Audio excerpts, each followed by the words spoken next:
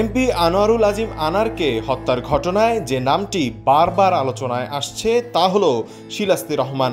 তদন্ত সংশ্লিষ্টরা বলছেন, এমপি হত্যার জন্য কলকাতার নিউ টাউনে অভিজাত সঞ্জীবনী গার্ডেনের যে ট্রিপ্লেক্স ফ্ল্যাট ভাড়া নেওয়া হয়েছে সেখানে অবস্থান করছিলেন ওই নারী। হত্যা মিশন ঘটিয়ে মূল কিলার আমানুল্লাহর সঙ্গে তিনি গত 15 মে দেশে ফেরেন। ওই নারীকে এরই মধ্যে ঢাকা মহানগর পুলিশের গোয়েন্দা বিভাগ ডিবি আটক করেছে বলে জানা গেছে। ডিবি পুলিশের সূত্র জানায়, শিলাস্তি রহমান এমপি আনার খুনের মূল পরিকল্পনাকারী আক্তারুজ্জামান শাহিনের বান্ধবী। ধারণা করা হচ্ছে হত্যার মূল পরিকল্পনাকারী আক্তারুজ্জামান এমপি আনারকে কলকাতা নিতে এই নারীকেই ফাঁদ হিসেবে ব্যবহার করেছিলেন। কারণ সব পরিকল্পনা করে শাহিন 10 মে দেশে ফিরে এলেও শিলাস্তি থেকে যান কলকাতায়।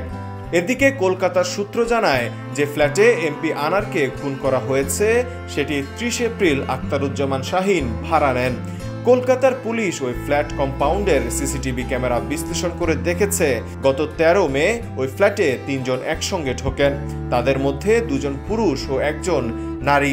একদিন সেখানে অবস্থানের পর ফ্ল্যাট থেকে বের হয়ে আসেন এক পুরুষ ও নারী। ধারণা করা হচ্ছে ওই নারী শিলাস্তি আর পুরুষ 2 জন আমানুল্লাহ ও এমপি আনার।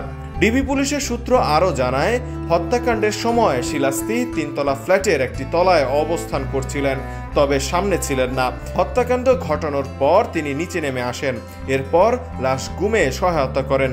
আমানুল্লাহ ও শিলাস্তি মিলেই এমপি আনারের টুকরো করা মরদেহের একটি ট্রলি নিয়ে প্রথমে বের হয়েছিলেন বলে তথ্য রয়েছে। আহমেদ কৌশিক, দেশ বর্তমান।